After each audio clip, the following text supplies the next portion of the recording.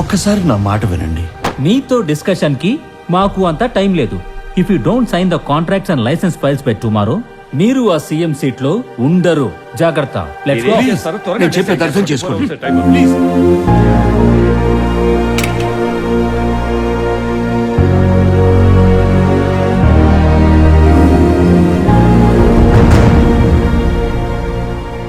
ఆ రోజు రాలి కింద పడింది ఒక ముఖ్యమంత్రి కన్నీటి బొట్టు కాదు, కొన్ని కోట్ల మంది ప్రజల బంగారు భవిష్యత్తు.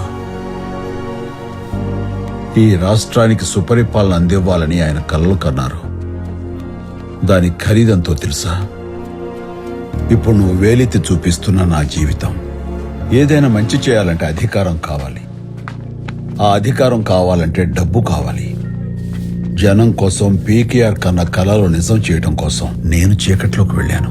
ఏదేమైనా మీరు కూడా క్రిమినల్ గా మారిపోయారు కదా.